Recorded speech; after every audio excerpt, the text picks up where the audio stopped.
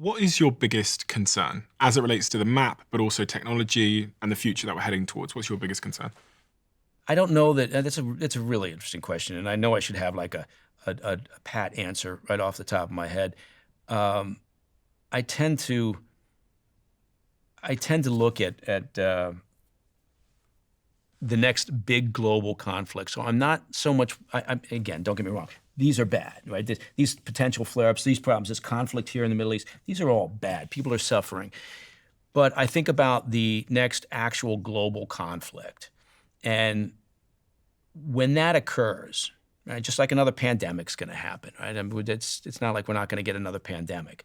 When the next big global conflict occurs, I think what we're going to find is that the pain is brought to the homeland a lot quicker, right? So what I mean by that is, say you're in the U.S. Well, we know that nations that don't necessarily have U.S. interests at heart, China, let's focus on China because they are, close to the top of the heap and they're motivated to get to the top. Not saying it's going to be a shooting match, but the point being is every day the critical infrastructure, critical systems in the U.S. are being tested and poked and prodded and looked at and mapped out. And there's a reason why that happens, right? So they're developing a playbook that says in the event that it should happen and we have a global conflict, we are going to shut down everything we can shut down in the U.S. Suddenly, all power goes off. Your water treatment facilities aren't working. You can't move fuel around. You can't get fuel. Pharmaceuticals aren't being delivered. No food is being delivered. Can't get cash out, whether you want cash or not at that point. The idea being is we're going to bring the pain to the homeland, right, immediately. That's what you want to do. Will there be a kinetic element? Will you actually have a shooting match with troops on ground? Yeah, I'm not sure that ever goes away. But the next global conflict is going to be fought in a way that we have a hard time understanding. And then it'll be up in space as well. The Chinese have spent a great deal of effort on directed energy weapons. And one of the points of that is essentially to knock out satellite systems, right? You think about it, take away satellite structures, whether it's Starlink or any of the satellite systems up there. You shut down GPS, right? People can't move. You shut down the internet. My God, people will lose their minds, right? Can't do TikTok. And so it's, not to make light of it because we're talking about a different type of warfare. And so that's kind of the thing that I worry about. If you said, what do people really worry about? Well, yeah, the top concerns are always, China and Russia and Iran, but it's the infrastructure and it's a way that it's going to be brought to the homeland that's going to create, I think, a level of pain that most people aren't going to be willing to put up with for very long. When you say they're going to bring pain to the homeland, were you saying the US were going to shut down their infrastructure? No, I'm saying that whoever, I'm just, as a U, it could be any, it could be the EU in a conflict. It could be the US and NATO in a conflict with another. But the point being is that, they don't map out infrastructure for no reason at all. Who's mapping the infrastructure? Well, Russia, China, Okay, they're mapping Iran, our infrastructure. Our infrastructure. We're doing the same thing. Yeah, sure. And people always say that, say, well, you're doing the same thing. Well, you better hope that whether it's the UK or whether it's Australia or whether it's the US, that you hope that we're engaged in the same activities because that's where this is going to end up going. Having said that, if someone had said we're going to be engaged in a massive land war, World War I style, with trenches and very little ground gain and lots of bombardment over it, people would have said, nah, it's never going to happen again. But that's happening in Ukraine right now. And it's happening in Ukraine. You can go, the Imperial War Museum in London, which is a wonderful museum. They've got a World War I exhibit. And you go through the World War I exhibit and you look at it and you realize the same thing is taking place. I mean, you look at the aerial photographs of the front line and you see the trench lines here in Ukraine. It's stunning. And we're just making the same mistakes over again. It's funny how history has a strange way of repeating itself. Yeah, because we like to think that we learn. But we're dealing with the same old humans with the same old emotions and egos and ideologies and stuff over and over again. So it's... because humans haven't changed. You're right. You're absolutely, that's right. How are you preparing on a personal level? If you're seeing that some of these... A lot of guns and ammo. Really? No, I'm kidding. Well, no, I'm not kidding. But that's not how I'm preparing. I just like to, load up. Because you're saying you don't believe Americans and, Westerners really understand how the next big global conflict will look. Mm-hmm. Yeah. So is there a way they can prepare for such a conflict? Well, on one level, um, people need to read as much as they can and pay attention, right? I mean, get as many different sources of information. Don't just read one outlet that you happen to agree with. But try to be as informed as possible, which I think sometimes is difficult to do because we're all busy, right? We're all putting food on the table and trying to take care of families and whatever. But and so I think there's an element of folks just trying to be informed, and then that would be, look, I mean, the pandemic that occurred, the COVID-19 thing. If people were really, really watching what was going on, October 2019, right? There's this weird situation going on in China. A couple of cities were quarantined, and that started to bubble up, and people were paying attention to it. I was getting notifications about, what the hell's going on in China, well before there was any declaration of a problem, right? And so, and the Wuhan lab was mentioned repeatedly. So I think just being informed is one of the best things that people can do. And then, I'm not a prepper, but it's always good just to, be prepared for a natural crisis, right? Power goes out because there's a blackout. Fine, there's a, whatever the reason may be. Just be a little aware of and have a plan of some sort that says if there is a natural disaster, not saying a shooting match, then what do I do? What's my commo plan? I got kids at school. How do I reach them? We're so unprepared because in our lifetimes, we've never had a war. Right. So I grew up, I'm 32 years old now. I assume wars happen in other places. Mm-hmm. They don't happen in the UK or in LA or New York. They happen over there. So I'm comfortable and I'm complacent to some degree. Mm-hmm. And I could never imagine even an adversarial plane flying over my city. Yeah, there's a level of we've all gotten I don't want to say soft necessarily, but look, every generation wants it to be easier, right? My parents were older when they had me. They were born in 1919 and 1920, right? And they went through the the tough times, economic times. They went through a couple of wars. They wanted it better for their kids, right? Now, their parents, my grandparents, wanted it better for them, right? And so on and so forth. That's human nature. You want to be doing the best for your kids. You want it to be better for that generation. I think eventually you reach diminishing returns, right? And I do worry that that's kind of where we're at. I look at my own kids, and look, nobody's out there, in here or over here or wherever. There's certainly places in the world where that's not true, but these areas here that we're talking about, we're not out worrying about whether we can collect enough food and clean water necessarily. We're worried about, is my Wi-Fi signal strong enough? But it's interesting. When you were talking about Israel earlier, you said how Israel had got a bit comfortable, so they started infighting. Right. And what you're seeing over in the United States and other parts of Europe is infighting. It's like we've got nothing better to do, so we're arguing over identity politics and things are getting more woke and it's more divided because I don't know, it's like we have nothing better to do. Right. And also that's being fueled. Look, you never want to underestimate the impact of the disinformation campaigns run by, again, I keep going, I sound like I'm just constantly throwing out the same bogeyman, but look, that's the way the world is. China, Russia in particular, Iran has proven itself to be very adept at this, at disinformation campaigns that prey on, whether it's in the EU or whether it's in the US or elsewhere, that prey on what they view as vulnerabilities. So it goes back to what we were talking about before about recruiting an asset, right? Or identifying weaknesses and leverage. Well, they look at the U.S. and they go, you know what? If we kind of just keep poking at that racist issue, we keep poking it at woke issues, right? That's very divisive, and it does, right? It works.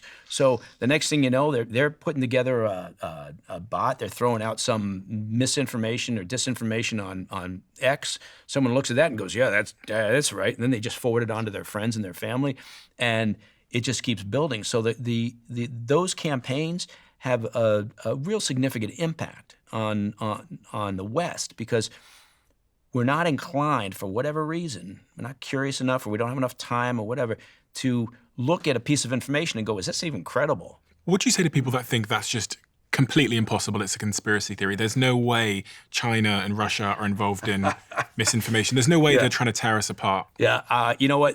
All they need to do is a little fact-based research. Spend a little time. They don't have to look at one side or another. Look across the board at a variety of think tanks, research institutes that focus on this sort of thing. And no, there is no doubt there is a concerted effort to influence, whether it's an election. And they're not trying necessarily to get anybody to win. They're just trying to undermine the concept of democracy. They want to create some chaos. That's from their perspective, that's a win. So, do you not think Russia wanted Trump to win? That's a good question. I don't know. If they did, I think they've made a mistake or they've calculated wrong here, because I know there's sort of a trope out there that says, well, he's Putin's puppet. Well, we also have to remember that was a very large disinformation campaign or misinformation campaign. And I don't want to make it sound more nefarious, but people swallowed that hook, line, and sinker and then ran with it, right, over this idea that, oh, my God, look at the dossier. So I think, there's sort of this narrative that says, okay, well, yeah, Putin definitely wanted Trump to win because Trump's going to completely get out of Ukraine. I don't think that's going to happen. Mm-hmm. And there's already been reporting that he had a call with Putin already. Now the Kremlin's saying, oh, that call never happened. But according to Western reporting, he had a call and he said, you are not to intensify this war. And then basically setting down a marker. Now, again, we won't know until he gets out there and he starts putting more people in place. I'm very curious to see who he puts in at the Pentagon and at the Defense Department. But because if I was Putin, I know Trump has ran his whole campaign saying he's going to end this war. Mm-hmm. And if I'm Putin, I go, that means that I don't have to throw more men at the front line. I can get my economy back. Putin also wants to end this war. But if Trump doesn't end that war in the next 4 years, the Democrats are going to get in because they're going to say, you said you were going to end the war. We're still out there fighting. You said you're going to end this. So Trump, but think about it. If he does end the war, then they're going to say, well, yeah, that's because, you gave away. You and Putin like each other. And you gave away, some Ukrainian territory. Well, the reality is, look, Putin, he annexed Crimea during Obama's administration. He invaded during Biden's administration. He knew what he had. He knew what the response was going to be. Now, look, people say, well, Biden, to his credit, he kind of rallied and he pushed for more support. And yes, that's absolutely true. But Putin engaged in this during his time, right? Because I think he knew, or he felt he knew, maybe that's more important, he felt he knew what he was going to get. Now, he wasn't anticipating that NATO response was going to be as hardline, and that's a good thing. I'm glad that Biden has done that. Biden has also withheld authorization to use long-range munitions to target Russian military sites that are being used to target Ukraine, right? Now, you could argue that until Putin feels some pain or Ukraine is in a better offensive position of some sort, that you can't get people to the negotiating table. And again, if you want to end the conflict, you're probably going to want to do that, unless you just want Putin to overrun Ukraine. If you want that to happen, then stop support, and that's what's going to happen. But I think the narrative, I think, is a little bit off. I'm not, because, you're right. If the war continues, right, I'm not sure the Democrats have as much, to play off of. But I think if the war is ended, then I think what they'll say is, he gave it away, acting as if somehow Ukraine could have won and gained all their territory back, which is unrealistic. I think it's more compelling to say we stopped all the wars. And I think for Americans right now, I think they want to, look, we saved your money, we stopped sending billions there, we stopped the war, people aren't dying anymore. I think that's a much more compelling narrative than, I don't think Americans care as much, this is a guess, about giving away a little piece of a land they know nothing about. Yeah, okay, you're right. That was my mistake. I think you're right in the sense that if the war is still ongoing, the Democrats have a better chance. You lied. You said you'd shut it down in day one. Yeah, no, I see what you're saying. And from an electoral perspective, down the road, 4 years from now, 2028. So if I'm Putin, I'm going, I know Trump, he's incentivized to stop this thing. And, so that puts me in a stronger position, because if Trump doesn't stop it, then maybe Eric Trump's not going to get in next year, or whoever, or J.D. Vance is. Yeah. I mean, I think Putin also, is smart enough to remember that it was the Trump administration that authorized lethal aid to Ukraine to begin with. Back during Obama-Biden years, they did not authorize lethal aid into Ukraine. And despite apparently Crimea annexation was going to be a red line, and it wasn't. There's no safe like a Simply Safe, the sponsor of today's episode and who this next story is brought to you by. There's something I never told you guys that happened a couple of years ago right here in the Diary of a CEO studio.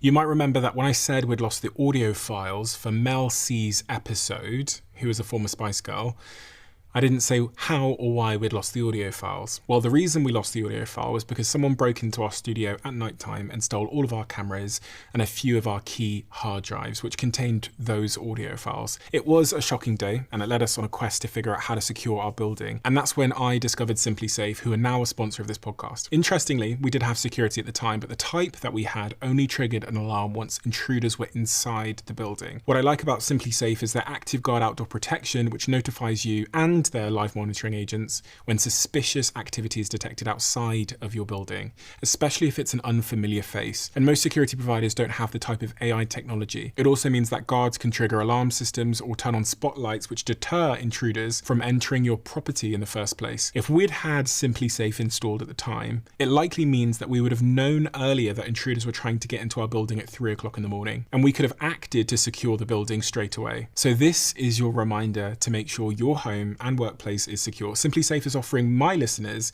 in the United States an exclusive discount of 60% off your new Simply Safe security system when you sign up for a select professional monitoring plan. You'll also get your first month free. Just visit simplysafe.com/diary to customize your plan right now. And remember, there's no safe like a Simply Safe.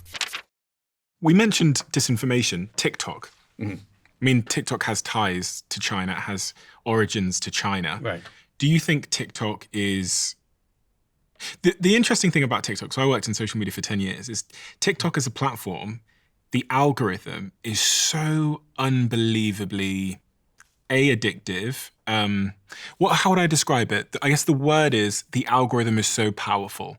And you notice this, anyone that uses TikTok, you'll notice this because if you post something on your page and you have 1 million followers, the post could either get 1,000 views or 10 million views. And when I think about algorithms, the variance in views you're getting basically are an expression of how powerful the algorithm is. So on Instagram, say you have 1 million followers and you post something, the variance between how many views you're going to get is quite low. But on TikTok, it's wide. So what the algorithm is doing is it's saying, take that and show everyone. Take this, show no one.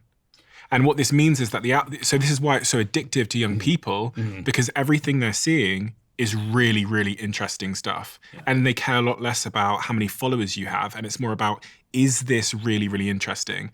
So as a platform, it's super addictive. It can put you in an echo chamber faster than anything. Because if I'm looking at videos about, I don't know, X, it's going to keep showing me the most interesting, emotional, fear-centric videos about that thing. No boring. Yeah. You're going to see no boring. So do you think there's a chance that TikTok is being used by one of our foreign adversaries to divide us? Oh, sure. Yeah, I think social media is, look, in the old days, if you wanted to influence hearts and minds, if you wanted to change, say you were interested in turning the population in where? Kenya, Nigeria, Niger, then it was kind of old school stuff, right? You would, how am I going to get information out there? I'm gonna recruit a bunch of journalists, right, and local journalists, and I'm gonna get them to publish stories, right? Maybe there's a radio station. I'll recruit somebody who can put stories on the radio. Technology has given the ability to do covert action campaigns, propaganda, disinformation, whatever you want to call it, a real jumpstart, right? So the concept is the same. I'm trying to influence opinion. I'm trying to, get viewers, whatever it is, trying to change hearts and minds, but you can do it much faster, right? And that's the type of thing the US would have done to their adversaries, right? Sure. The US would literally send a entrepreneur undercover into these countries to start a perfectly legitimate business with his family. They'd find a way to potentially fund it in some way to make sure it was successful. And he might be starting a social media app in Russia undercover. Like that's the type of thing the CIA and other, maybe MI6 or other forces would do. It's, you're looking for ways to, you wouldn't necessarily want to say, okay, I'm going to go into China, I'm going to go into Russia and start a business, right? Because now that's problematic from an operational perspective, right? But you're going to use the technology for sure to get to as many eyeballs as possible. And so, yes, I mean, TikTok's a great example of that. There's a reason why Chinese citizens can't access TikTok inside China, right? I mean, if you think about that, is TikTok, is it beneficial to our kids? Well, if it was, TikTok could probably be available inside China, but it's not. It's a tough one. We deal with that on a personal level all the time, trying to figure out how much screen time, and what the kids can access. Now they're getting older, so it's you're kind of fighting a losing battle on that one. Some people think that there's like a back channel where China are harvesting data from the back end of TikTok in some way. And I much like you, I'm less likely to believe those kinds of conspiracy theories. But one theory that makes logical sense to me is if I was China and I wanted to sow division in the United States, what I would do is make an app, a social media app that has a really, really powerful divisive algorithm, which really, really is strong. And I would just make it succeed in the country. Yeah. I don't need the data because, as you said, what I'm going to do is I'm going to tear people apart. I would say, yes, that's a good point. And you see that based on what you're saying. I don't have anywhere near the level of understanding of the app world, but you see that when you just say, okay, I'm interested in that. Look at that. There's a protest over here, right? Next thing you know, you're getting 40 protest videos or whatever. Mm-hmm. But I would say also they still want data, right? They thrive on collecting mass amounts of information, and so I don't know that tech world well enough to get into a conversation about that, but it is clear based on their economic espionage and efforts over the past that they love nothing better than to collect as much information as possible. And it doesn't even have to be on a target that you think, no wonder they're targeting Raytheon or they're targeting a company that makes sense. They'll go after anybody, really. And it is, yeah. So, I think for the most part, when you talk about social media, what I worry about the most is this tendency for people not to question, not to be cynical, or not to be at least curious and say, where's this come from? Right? If everyone would just do that, because there is no other defense at the end of the day. You don't want the government telling you what you can see and what you can't see, I don't think anyway. But there's no other defense in the front line, which is the individual with their smartphone looking at something and saying, and then stopping for at least a moment to say, where's this information coming from? Is it credible? Let me check elsewhere before I send this on to my family, right? And create more conflict. Just take the time to be quizzical. If you love the Diary of a CEO brand and you watch this channel, please do me a huge favor. Become part of the 15% of the viewers on this channel that have hit the subscribe button. It helps us tremendously, and the bigger the channel gets, the bigger the guests.